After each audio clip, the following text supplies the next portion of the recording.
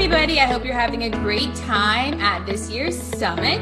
We are on our third and final day, and a much anticipated topic I'm sure everyone has been looking forward to has been organic reach on Instagram. I have a special treat today. Today's guest, over the past years, Tori Mistick has built an award-winning dog lifestyle blog, multimedia platform Where I Repeat. Her expertise in social media engagement is the key success to her blog, online store, pet store, and industry podcast e-courses. With a community over 70,000 dog moms, Tori is passionate about teaching other business owners how to use social media and blogging that delights their target audience. Please welcome Tori. Hello. Hi, girlfriend. How are you today? Hanging in there. How are you? Great. Thank you for coming on and sharing your beauty with us. Aw. So you are the Instagram girl. I should just be calling you Instagram queen for the rest of the year, because so many of us look up to you for guidance on social media. You know, we're in the field and kissing dogs, but as you know, this year has totally shifted into online world and communicating and virtual summits. So we have you on to get us all online and not always in the field when it comes to our social media. Yeah, I know your hands are always on the leash, but like occasionally you have to go on your phone and do some social networking. Exactly. So kind of just getting right into it. Can you give us like the importance of social media and Instagram being one of your favorite platforms, I'm assuming? Yeah, Instagram is my favorite social platform. I mean, I'm on everything because through my blog, I'll like take any kind of traffic and networking that I can get. So I use Pinterest a lot, Facebook here and there, but Instagram is my favorite. And the reason why I love it so much is because even though there are business accounts and personal accounts, pretty much everyone has like equal access to everything. So you can go and like comment on a person's photo or go on some hashtags and find relevant accounts and relevant photos. Whereas on Facebook, like you can't, if you're a business page, you can't really go like comment on someone's photo and connect with people on their personal page, where Instagram allows you to do that. So especially in the pet services industry, that's so important because people are constantly posting photos of their dogs. I'm not sure if you noticed, that's a big part of Instagram. So if you can kind of tap into that, then it's a huge audience for you, and your target audience is like right there on Instagram. So it's the best place to hang out, I think, if you're in the pet industry. Makes sense. So tell me, like, if someone's kind of used to, because I always tell my story about how I used to go into the field and do flyers and knock on doors and print. So tell me like the equivalent of shifting from maybe like in-person marketing to now social media marketing. Well, your example is so good because I think that it really translates well to Instagram. So if you are someone who usually would go to apartment complexes or like social places or coffee shops or whatever and leave flyers or business cards for your business, you can kind of do that virtually now on Instagram by searching for locations and hashtags. Geotagging basically means someone has put a location on their post. And what I love to do is go and look at the geotag for dog parks in my area and see who is tagging their post for that dog park. They might not even be using any hashtags. You might not be following anyone in common. Who knows? But they have checked in and taken a photo at this dog park, which means they're in your demographic. They live around you and they have a dog. So you can go on and interact with them. I would recommend leaving comments. It's very easy to just double tap and like stuff, but you're going to get a lot more engagement if you leave comments and ask questions and engage with people. And when you do that, it's actually even better than just dropping your flyer off at a local coffee shop, because you can actually start a conversation with a real person and you know that they've seen it, not just hoping that they see your flyer. Love it, love it, love it. Great, great advice. It's just something that I think a lot of us dog walker, pet sitters, pet industry groomers, we're always like, social media is just not my thing. Go. Like everybody gets to go when they have to kind of go in. and do it. So I'm glad we have you here so we can try to simplify this for our audience as much as we can. So one thing I hear you saying all the time is don't post and ghost. So I know I put the Tori on that because I'm like, that is so true. And people do it all the time. So can you tell our audience what you mean about posting and ghosting? Because you talked about engagement and commenting, but what does that really mean in real life? So don't post and ghost is like my unofficial tagline for Instagram. Just don't ghost anyone. Some dude's trying to ghost me right now, and it's not cool. So don't ghost anyone, even on Instagram. So what that means is you want to go on, and when you're doing your posts and everyone's like, hashtags, how many hashtags should I put in? What hashtag should I use? And they put all this thought into like what hashtags they're going to put on their post. And then they just put them there and they ghost and they leave. What you want to make sure you do is and people don't do this next step because like by the time they've got it published, they're like, I'm done with this. Like it's up, it's done, goodbye. But it's really, really important, and it's going to be so much worth your time to just tap on those hashtags and go in and engage. Basically, that means like and comment on different posts that are using that hashtag. So if you have like dog sitters of Pittsburgh, I live in Pittsburgh. So if you have dog sitters of Pittsburgh and you tap in there and you see there's a whole bunch of posts who are also using that, click on those, leave a comment, be like, oh my gosh, that dog is so cute. Or, oh, I just was at that coffee shop the other day, or whatever, what have you. You can follow people if you want, but just like be engaging. You can take it to the next level and go to their profile and see if they have any active stories, and you could watch their stories and reply to them. There's a huge spectrum of how engaging you can be, from like just doing a like to doing a comment to watching their stories. Love it. So you guys are hearing what Tori's saying. Don't post and ghost, okay? Some little takeaways she's already given right now. Don't post and ghost. Comment and engage means socialize. Just a natural thing you would do if you were out talking to someone in public. Comment, keep it going, keep the conversation going with questions we talk about a lot. Asking, things that we can kind of keep the conversation rolling. And then also she just talked about Pittsburgh, using your direct location, go to the dog park. I love the dog park. That's one of my like stalkerish locations. I always get all the dog parks in my area because that is like your exact territory. You don't want to be the dogs of Instagram and talking to the whole, kingdom out here. You want to be staying in your territory because that's what's going to make sense. So I love that.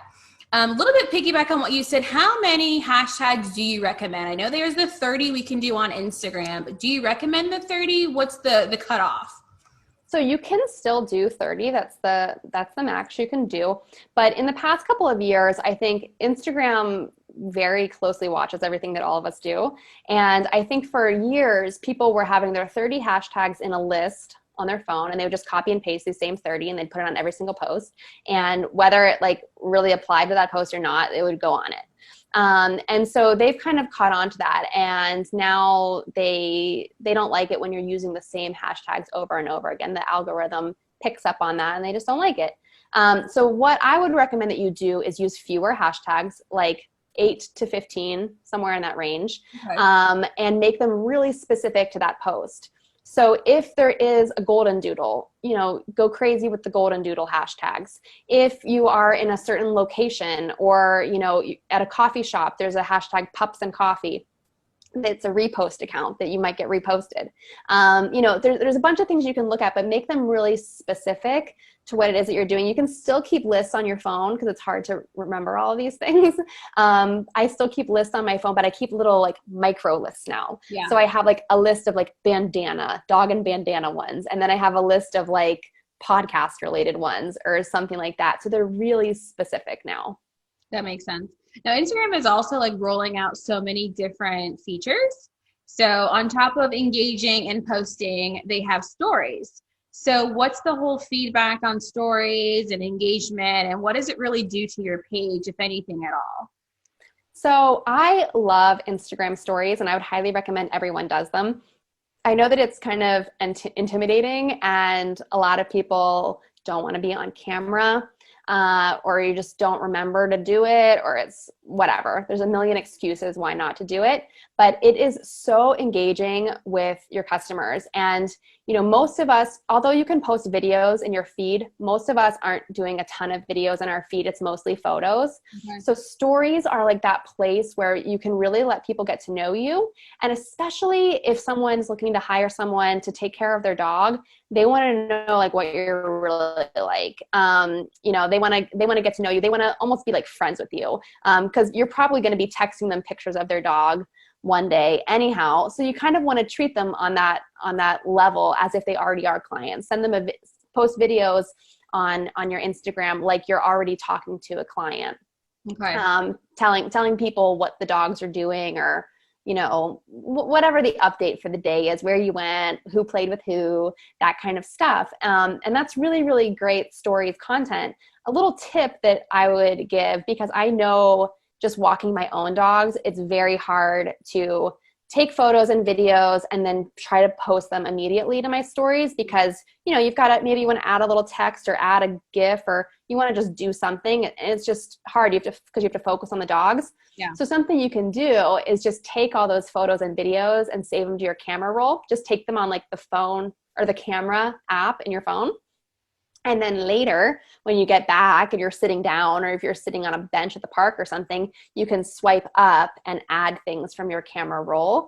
And then that gives you like the time that you can add fun little doodles or GIFs, or like a poll asking people, do they prefer to walk in the morning or at night? You can add all that like interactive stuff when you're not like walking around like trying to do everything. Yeah, it makes sense. I'm over here taking notes. I've gotten so much that I got down like, okay, batching. So I love that you say that, by the way, because I think everyone thinks like, oh my God, I'm already busy. I don't have enough time to post, walk dogs, take care of cats, think of something to say, put it on social media, put it on Facebook. Like there's so many checks, this is just so cumbersome.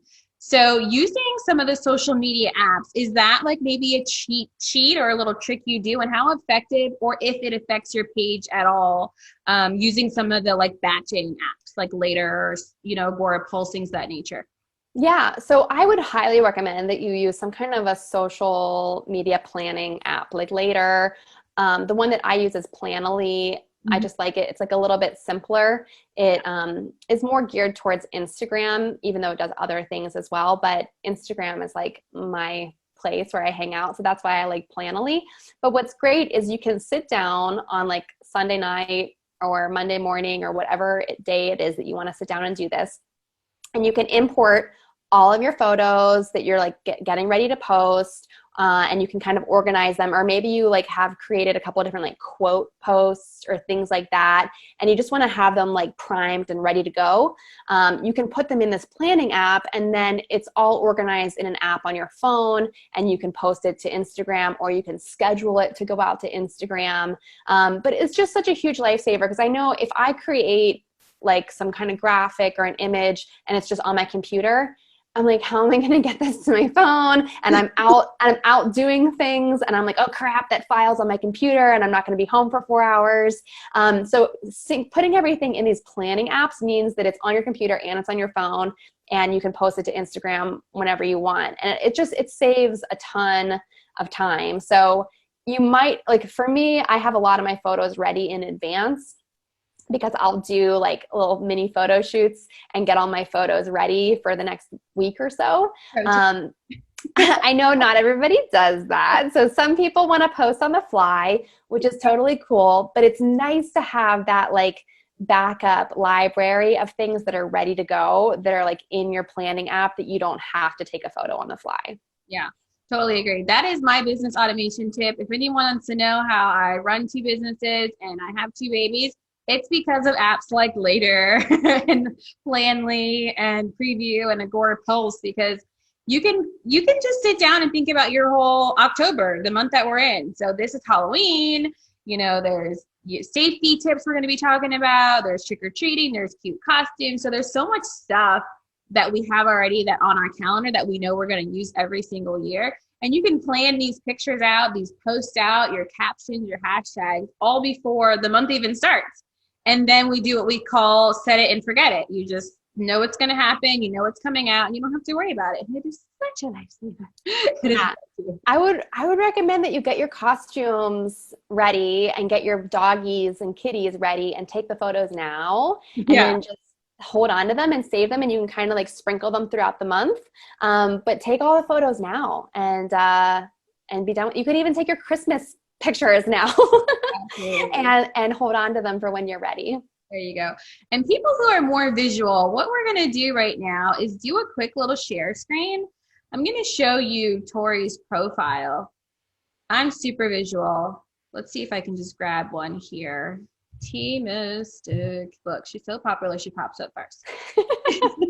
So let's kind of just go over a couple things that you just talked about, just in a quick recap.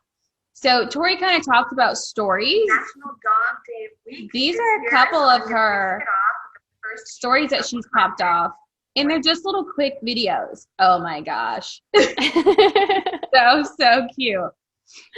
But people who are more visual really do appreciate a lot of those, you know, quick instant story pop-up, excuse me. Now, can you talk a little bit about the importance of having like a bio? Let's kind of talk about like curated feeds. So I know people are like, oh my God, their Instagram is so pretty and curated. What does that mean? And what's the relevance of it for your business? Can you kind of talk about that in a branding aspect? Yeah, sure. So like a curated feed, like if you scroll down, my feed, I would not say is super curated, but I do have like branding that I keep in mind. So you'll see there's always a lot of pink. Obviously my dogs are chocolate brown, so there's a lot of that. But I work in a lot of pink and blue, and those are kind of colors that are on my logo for Wear, Wag, Repeat. Mm-hmm. And so my front door happens to be painted pink, which makes it really easy whenever I need a pop up. Your door? Yeah. Whenever I need a pop of pink, I can just walk outside and take a fresh photo. But like, it's very consistent, I would say, even though I don't have a feed that's like all white and like all pink or anything like that. It is like the tone of it is consistent. Everything's very happy because I'm a very happy person. So we're always smiling and having fun. So that's what's important to me in my feed. And, you know, I know what kind of photos people like, which is more closer up pictures of the dogs. Even though sometimes people post like a beautiful landscape with like a sunset and their dog and them are like off on this cliff on the side. That doesn't really do that great on my account. Yeah. So I focus on the things that are like closer up. So, you know, it's totally up to you. Like sometimes I'll use filters to kind of give like rainbow effects and things like that. But otherwise I just use, my favorite photo editing app is a Color Story. Okay. And there's a ton of like filters and different little adjustments and things you can make to kind of get that consistent look with your photos. Cool. Very nice. So let's don't stress out about having it be perfect, because a perfect Instagram feed does not necessarily mean that you have a profitable business. There you go. So one more time for the people. Yeah. Perfection does not equal profit usually. There you go. So going into bios, how important is it to kind of like talk about yourself in your bio? Like, what does this section even mean? Yeah, so I love talking to people about their bio. So you've got your username, which for me is Mistick, because my name is Tori Mistick. I know for years people were confused by that. They thought it was TMI stick. They thought it was like a lot of other things. But I was like, what does that even mean? So I'm always very careful to put my name in my like headline, which is the bold text you see right under that. So I always put my name Tori in there because I just want people to know that that's who I am. It used to say Tori Mistick, but now it says Dog Mom Tori plus Lucy and Bert, and I've got little paw prints in there. So that little headline, the bold text, if you go to edit profile, that's where you can edit that. And Instagram just calls that your name, but I call it your headline. Yeah. Because that's how you want to think of it. You want to put like your keywords and your key terms. You want to have it very search optimized because it is searchable. So I always make sure to have, and I change it like every couple months. I just experiment and change it. So right now it's got Dog Mom in it. I might change it to have Chocolate Labs or dog blog or dog expert or something like that. That's, you know, if people are searching for that, I will come up. And then underneath of that is my bio. And so, you know, I want to tell people who I am. So I have my name there again, just so that people understand my username and know who I am. I also link up to my podcast because I want people to go listen to my podcast, which is shared mostly on my other account. And then you put hashtags and different accounts here in your bio as well. Yeah. So now you can make, anytime you do like a mention or a hashtag, it can become like a live link. The only thing I would be careful about is I see a lot of times people put hashtags in their bio, and what that's going to do is that's going to click someone away from you. Yeah. And they're going to go look at that hashtag, and they might not come back to you. So for me, like I link to Wear, Wag, Repeat, but that's also my account. So if they leave here, they're still going to end up with me, but just on a different account. So I would be careful about putting hashtags. I think when that first became a feature like 2 years ago, everyone was doing it. But I think that it kind of backfires. There you go. I agree. So I wouldn't do that. On you, unless you're taking them to you again. Stick to your page. Don't let them leave. Yeah. And sometimes like maybe you're working closely with someone or doing something and you want to link to it, or maybe you were just featured on something and you want to link to it, then go ahead, put it in. But don't leave it up forever. Yeah. Because you want to keep people, like, you want to make your page sticky and keep them on there. There you go. So then I list the ages and the breed of my dogs and their names so people can easily identify them. And then my little tagline for my brand is make the most of your life with dogs.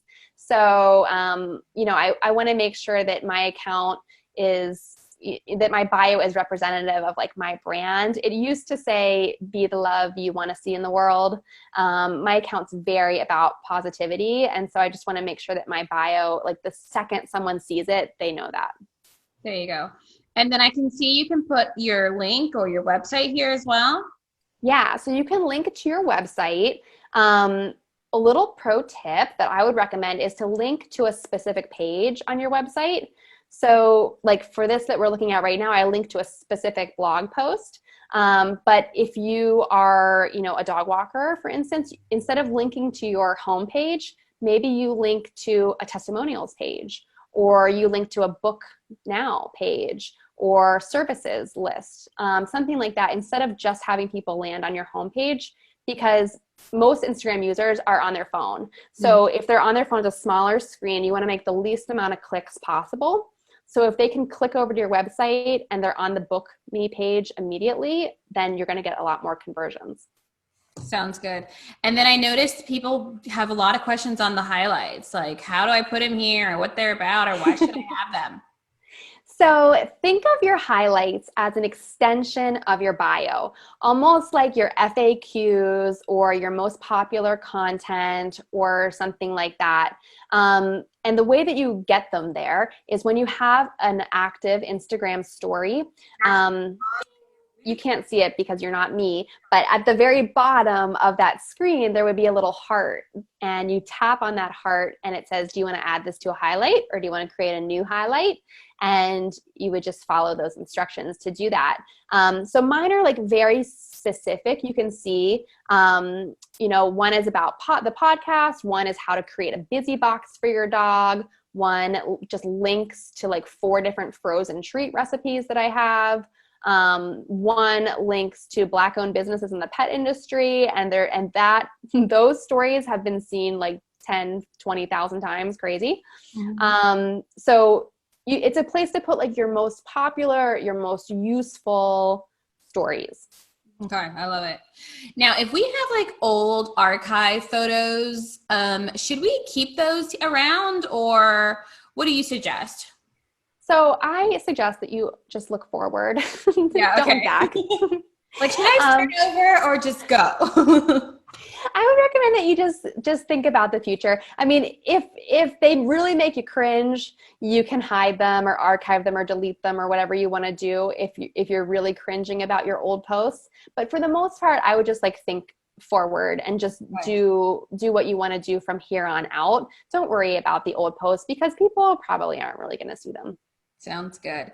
And now a new feature on Instagram is Reels. That's kind of been out for a couple months now. What's your take and how do you love it? You hate it compared to stories? What's your digs on Reels?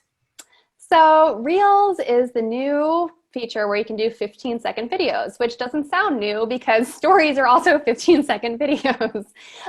But Reels is kind of a knockoff of TikTok, to be honest with you. And it incorporates music, but like popular music tracks. So you can go and you can put like a Justin Bieber song or whatever on your Reels. And you can edit them with text and different filters and features and things like that. Like if you go up a little bit, down a little bit, the one that's like my doggy acai bowl, Right. it's right underneath where you are. That one right there. That's a Reel. And I showed people how to make a doggy acai bowl, even though there was no acai berries in it. Creative. I love it. Thank you. I am losing my mind apparently over here. But it was fun to make. I like crafty 830 things. people viewed it, so they liked it. It was good content. Yeah. So I guess people liked it. Some creators are getting like 70,000 views on their Reels. Mine haven't. So Lucy, love it. but it's fun. It's only 15 seconds long. So it has to be like pretty quick and punchy. And I, have a couple of different clips put together, and you saw I had the text telling you like what the ingredients were. And that's it. And it shows up. You can make it show up in your feed as a regular post, which is what I would recommend. That's how people will see it and discover it. Or you can post it to your stories, or you can do both, which is what I usually do. Very nice. I love it. Now, with doing like little mini clips, they also have IGTV. So what's the difference between a mini clip with Reels and stories to then going into like IGTV, which is the other videos? Yeah. So IGTVs can be a lot longer. Last I checked, they could be 10 minutes long, but I think they might have extended it to be even longer now. Okay. But what I like to think of them as like little series. So like a lot of my crafting kind of artsy things like the tie-dye, how to paint a chocolate lab. I had a live painting party one night. I was training Lucy to be a trick dog. I'll put like my things that are like a series in here. Mm-hmm. Also, they can be over 1 minute. So if you're just posting a video to your feed, it can only be 1 minute.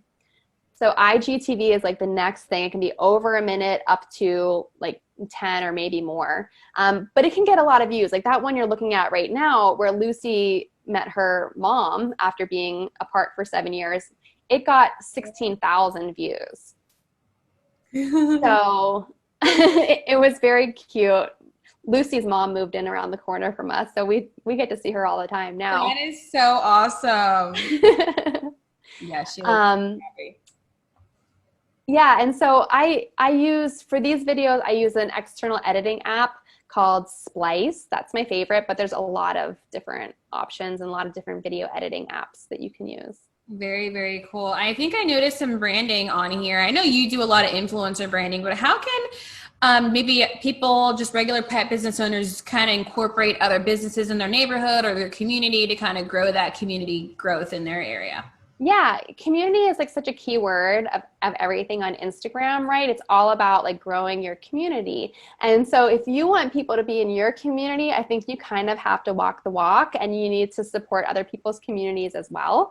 Mm-hmm. So a really great way to do that is, especially with, being in the pet space, look at all the pet friendly places that are around you. They're not necessarily going to be competing with you. If you're sharing about a coffee shop or a restaurant or a park or even a groomer or a trainer or a daycare or somebody, there's plenty of room for everyone. The pet industry is, I think, well above $70 billion a year now in the United States, especially after this year when everyone's doing everything for their pets. So there's plenty of space for all of us. So I would really encourage, reach out to the other dog walkers or the dog trainers or things like that and see how you can cross promote each other. Because maybe you only serve this neighborhood and they serve that neighborhood, and you could kind of work together to grow both of your businesses. No, it really makes a difference. It also makes your page more interesting. It's not just dog pictures all day long. It's, everything that they can kind of come to your page for a little one-stop shop, which is nice. Yeah, exactly. So like if you know a trainer or a groomer, this year everyone was so interested in all that kind of stuff, and I'm sure they still will be. So if you can create kind of like little educational content, people will love that. I love it. You are the best, Tori. Thank you so much for giving us so much information. If you have not sat on this summit just with Tori and got your whole Instagram fix, I don't know where you were, but I feel motivated to go back in and all the things. She's totally breaking down the bio, the stories, the gram, the reels, IGTV, engagement, your neighborhood, branding. I mean, thank you, Tori, so much for giving us so much. Something else so welcome. We also have is a takeaway, which is called your Instagram with Intention workflow. It's your PDF we're giving to our audience. So if you kind of want something in your hand, just a takeaway as well, we're going to link that to the community so you can have the Instagram with Intention workflow. Tori, where can we find you? How can we keep chatting with you and follow what you're doing? Yeah, head over. You can find me on Instagram. Of course, I'm always there, but my website is wearwagrepeat.com. That's WEAR, wagrepeat.com. And I've got a blog. I have online courses and coaching and a podcast. You should definitely listen to the podcast because Natasha's been on it, and so have like 130 other women in the pet industry. So it's a really great resource. I love it. I love it. Thank you so much. Virtual hugs to Tori. Yay! High five. Thank you. Stay connected. And if you have questions, please reach out. Definitely, like Tori said, listen to her podcast. It is a plethora of information and a full overload while you're walking dogs. So thank you so much. And until next time.